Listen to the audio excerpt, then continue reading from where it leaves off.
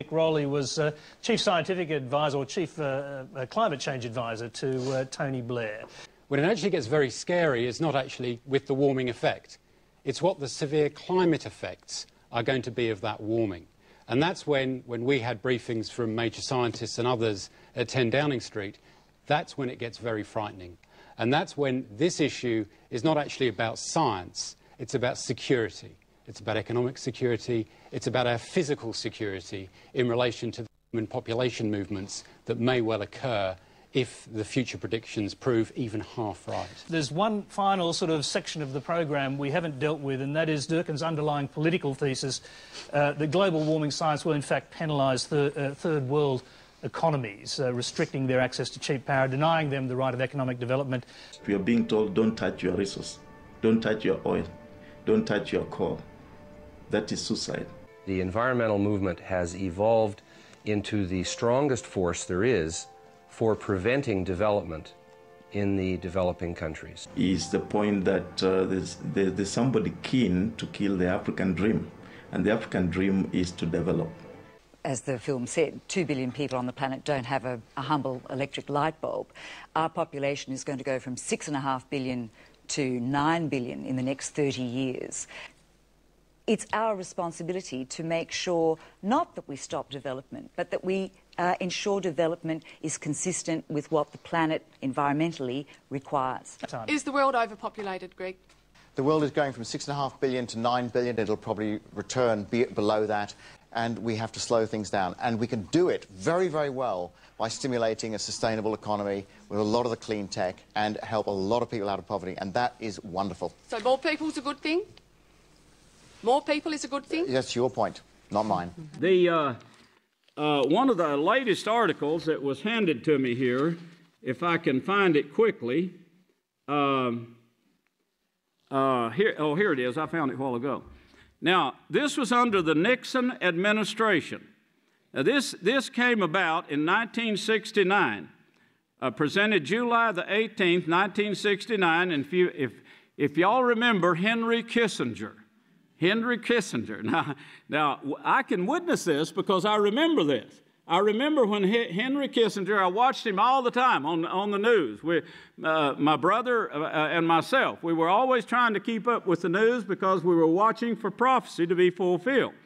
It says, this chapter consists of the President's special message to the Congress on problems of population growth. Population explosion is what they were talking about at that time. Presented on July the 18th, 1969. It is reprinted here exactly as it was released by the White House. By the White House. Now, this is Henry Kissinger made this speech to Congress under President Nixon. Prince Philip was one of the key founders of the Green Movement. He said that if he were to be reincarnated, he'd want to be reincarnated into a deadly virus to solve the overpopulation problem. Well, the point is that the Green Movement was founded by those in the eugenics movement. This is Hitler, Nazi race science, and this will destroy Africa. Can anyone make a comment?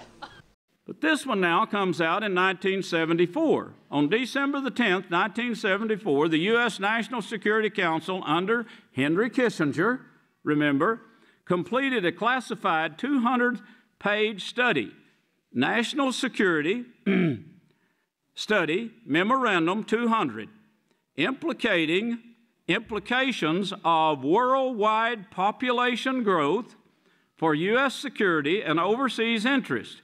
The study falsely, this says it falsely claimed that population growth in the so-called lesser developed countries, LDCs, was a grave threat to U.S. national security. Got that? This population growth is going to be a great threat to our well-being, the West, to the West. Now, they name some, he says the bogus argument that Kissinger advanced were not original. One of the major sources was Royal Commission on Population, with King George VI had created in 1944. As far back as that. The environmentalist movement was formed by Sir Julian Huxley, who was the founder of the Eugenics Society. The WWF and these other organisations are actually offspins from that Eugenics Society.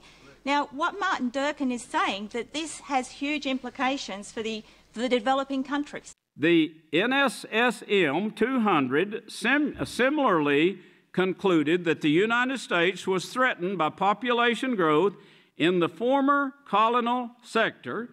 It paid special attention to 13 key countries at that time.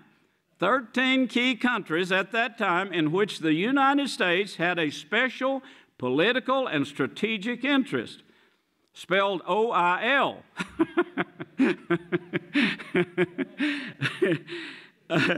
India, get these names, India, Bangladesh, Pakistan, Indonesia, Thailand, the Philippines, Turkey, Nigeria, the Philippines. You might remember that and tell some people that. The Philippines, Turkey, Nigeria, Egypt, Ethiopia, Mexico. Don't jump out of the frying pan into the fire, in other words. Mexico, Brazil, Colombia. Now, if you watch the news in the last few weeks, you'll see almost every one of these in the news, every one of these, plus some others they've added to it. Now, on this same page, if you will look right here, this is the page that shows it.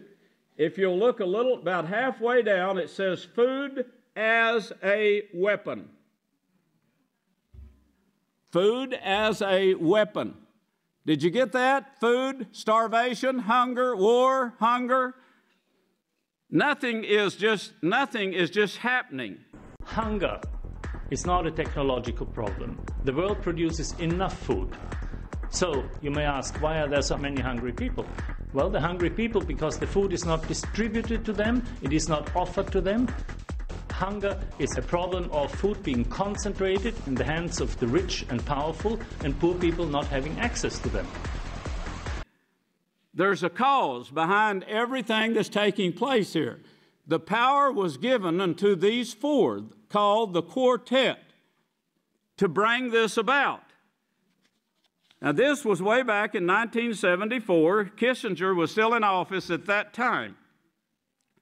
There were several measures that Kissinger advocated to deal with the alleged threat, most prominently birth control and related population reduction programs. He also warned that population growth rates are likely to increase precisely before they begin to decline, even if such measures were adopted. Talking about food. A second measure was curtailed food supplies, curtailing food supplies to targeted states, in part to force compliance with the birth control. But this article says, could we really run out of food? Biofuel production, poor harvest, and emerging nations' growing appetite are emptying the world's pantry, sending prices soaring. It's a good time to invest in agricultural stocks. And he shows all the reasons here. Wheat futures prices have tripled since 2004. Corn prices have almost tripled since 2005. And soybeans have tripled since 2006. A less time, just 2006 it's tripled. It says most unusual about the phenomenon, according to the BMO Financial Group strategist Don Cox, is that until now, food crises in world history were regional concerns that arose from crop failures, war, or pest.